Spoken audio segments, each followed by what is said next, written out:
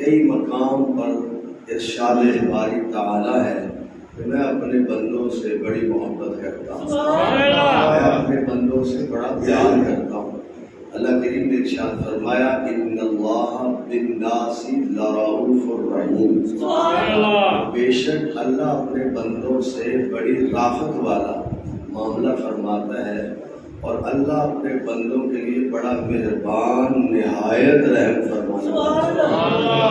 اللہ نہایت رحم فرماتا ہے، اور میں کہا کرتا ہوں اگر اس کی رحمت نہ ملے تو ایک لمحہ بھی ہمارا دنیا میں سانس لینا ممکن نہیں ہے۔ اور عارف کریم رومی کشمیر رحمۃ اللہ علیہ فرماتے رحمت دا دریا الہی ہر دم وگدا تیرا، جے ایک قطرہ بخشے مینوں تے کم بن جاوے میرا۔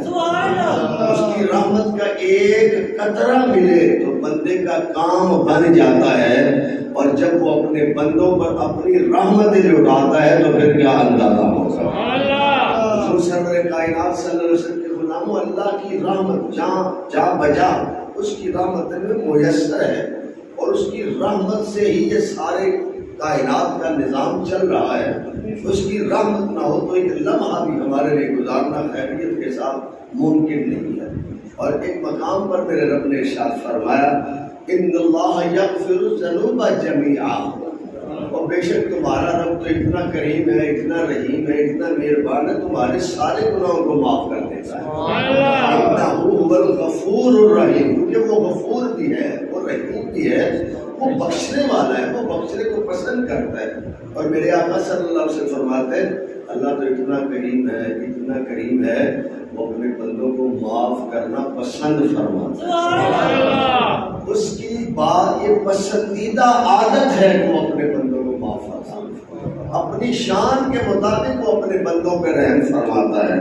میرے آقا کریم علیہ السلام نے ارشاد فرمایا کہ اللہ کریم اپنے بندوں کو دیکھ کے نا بعض دفعہ مسکراتا ہے، جس طرح میں مسکراتا ہوں، آپ مسکراتے ہیں، اپنی خوشی کا اظہار کرتے ہیں ہم لوگ، اس طرح اللہ نہیں، اللہ کا اظہار کرنے کا یہ طریقہ نہیں ہے۔ حضور فرماتے ہیں اللہ مسکراتا ہے اپنی شان کے مطابق، اپنی شایان شان کو مسکراتا ہے، اور اس کے مسکرانے کا مطلب حضور نے بیان فرمایا۔ حضور فرماتے ہیں جس بندے کو دیکھ کے میرا رب مسکرا دے گا، قیامت کے دن وہ بندہ جہنم میں نہیں جائے گا، بلکہ میرا رب اس کو جنت کا داخلہ عطا فرمائے گا۔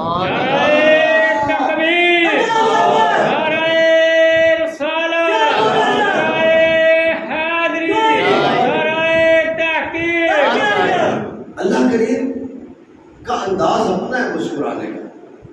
اللہ کریم میرے آقا کریم علیہ السلام سے اللہ کریم نا اپنے بندے سے بڑا خوش ہوتا ہے۔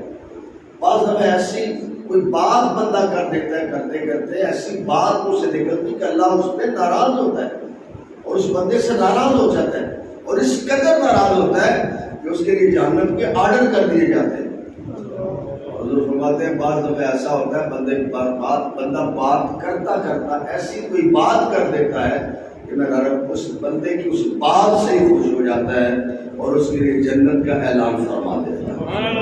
اور حضور سرور کائنات صلی اللہ علیہ وسلم نے نشاندہی فرمائی کہ اللہ کن کن باتوں سے، کن کن کاموں سے خوش ہوتا ہے اپنے بندے کے ساتھ۔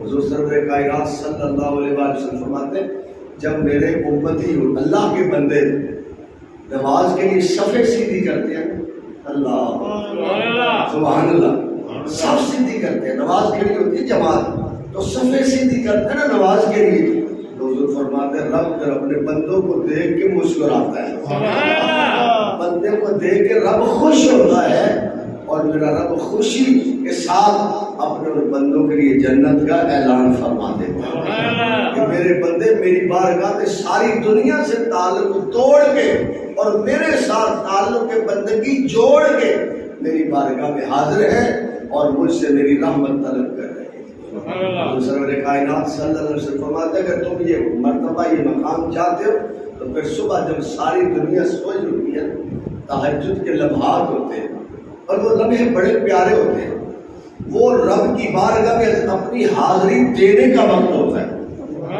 وہ کچھ دینے کا وقت ہے کہ کہ تم اپنے رب کی بارگاہ میں اپنی حاضری پیش کرو، اس کی بارگاہ میں اپنی جو ہے وہ عز و انکساری پیش کرو اپنے رب کی بارگاہ میں. اور جب صبح فجر کا وقت ہو جائے پھر رب سے مانگنے کا وقت ہوتا ہے، پھر اس سے لینے کا وقت ہوتا ہے. تہجد کے وقت بندہ اپنے رب کی بارگاہ میں حاضر ہوتا ہے، اور نماز فجر کے وقت اپنے رب سے جھولی بھرنے کا وقت ہوتا ہے. بس جب تہجد کے وقت اس کی بارگاہ میں عز و انکساری کو بندہ پیش کرتا ہے، فجر کے وقت اپنے بندے کی جھولی رب اپنے رزق سے بھی بھر دیتا ہے، برکتوں سے بھی بھر دیتا ہے. تو فرماتے ہیں جو نماز تہجد کا انتظام کرے، نماز پنجگانہ کا اہتمام کرے، میرا رب اس بندے کی طرف دیکھ کے مسکرا دیتا ہے، اپنی شان کی ساتھ اپنے شان کے مطابق مسکراتا ہے. تو سرکار ماں باپ بہت بڑی نعمت ہے، ماں باپ بہت بڑی نعمت ہے. ماں باپ بھی تو کبھی کبھار ناراض ہو جاتے ہیں ماں باپ، لیکن ماں باپ کو منانا مشکل نہیں، اور ماں کو منانا تو بالکل مشکل نہیں. ماں جتنی بھی ناراض ہو نا، اولاد ماں کے سامنے رونے والا منہ بنا کے بیٹھ جائے نا صرف، تو ماں پوچھ لیتی میرے چاند کو کیا ہو گیا، میرے بیٹے کو کیا ہوا، میرا بیٹا پریشان کیوں، میری بیٹی آج غمگین کیوں، میری بیٹی رو کیوں رہی ہے. تو ماں تو راضی ہونے میں دیر لگاتی نہیں، ایک آدھا منٹ لگتا ہے ماں راضی ہو جاتی ہے. باپ کو 2-4 منٹ منانے میں لگ جاتے ہیں، اور پھر بعض دفعہ باپ کو دلائل بھی دینے پڑتے ہیں.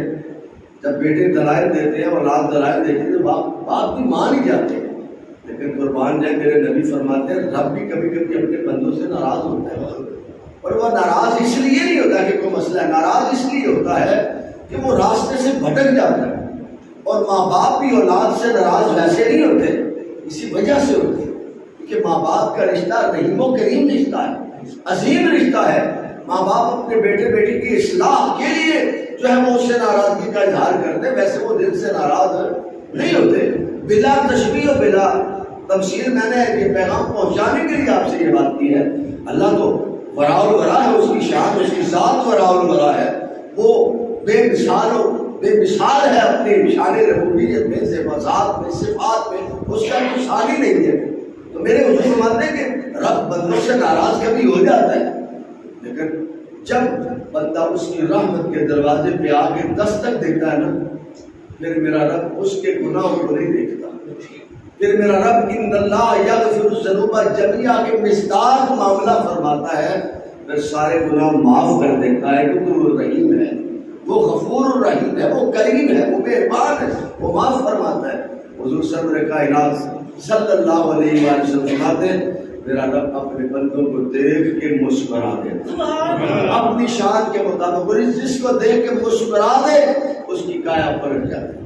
حضور علیہ السلام نے ارشاد فرمایا جو شخص جوانی میں توبہ کرتا ہے، آواز سمجھ آ رہی ہے، جو شخص جوانی میں توبہ کرے اپنے رب کی بارگاہ میں، اللہ کریم اس کو بھی دیکھ کے مسکراتا ہے، خوشی کا اظہار کرتا ہے. اور حضور علیہ السلام نے فرمایا میری امت کا جو جوان شخص جوانی میں توبہ کرتا ہے، جوانی میں، اس کا صلہ یہ ملتا ہے کہ اس کے قرب و جوار میں جتنے مسلمانوں کے قبرستان ہو، اللہ ان قبرستانوں سے عذاب کو اٹھا لیتا. ایک جوان کی توبہ کرنے کی یہ برکت ہے.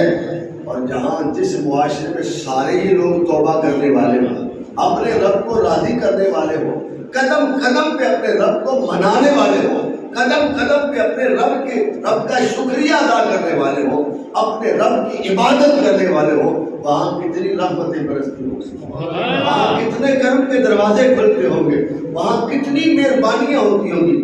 صحابہ اکرام رضوان اللہ تعالیٰ علیہ کے جنب غفیر ہے، صحابہ بیٹھے ہیں، حضور علیہ السلام کی بارگاہ میں عرض کی یا رسول اللہ صلی اللہ علیہ وسلم شہیدوں میں سب سے شہید افضل کون سا شہید ہے؟ سب شہیدوں میں سے افضل شہید کون ہے؟ حالانکہ سارے شہید افضل ہیں. جو شہادت پا گیا، میرے رسول پاک صلی اللہ علیہ وآلہ وسلم نے ارشاد فرمایا کہ جو شخص شہادت کا درجہ پاتا ہے، ابھی اس کے جسم کے خون کے قطرات زمین پہ نہیں گرتے، اللہ کریم پہلے اس کو جنت کا نظارہ کروا دیتا ہے. اس کو جنت کا نظارہ کروا دیتا ہے. اتنی بلندی، اتنا مرتبہ، اتنے پائے کا بندہ جو شہادت کا درجہ پا گیا، اس کو تو اللہ نے بڑا نواز دیا. لیکن حضور علیہ السلام فرماتے ہیں سب سے افضل شہید وہ ہے جو میدان جہاد میں ڈٹ گیا، جاں فشانی کے ساتھ لڑا، زخموں کی پرواہ نہیں، میدان میں بس ڈٹا رہا اور ڈٹا رہا حتیٰ کہ وہ جام شہادت نوش کر گیا. حضور فرماتے ہیں سارے شہیدوں میں سے وہ شہید افضل ہے. سبحان اللہ. اور جب ایسا بندہ دنیا سے شہادت کا درجہ پاتا ہے، میرا رب اس شہید کو دیکھ کے مسکراتا ہے. سبحان اللہ. میرا رب اس شہید کو دیکھ کے مسکراتا ہے. اور حضور فرماتے ہیں وہ شہید سارے شہیدوں میں افضل ہوتا ہے.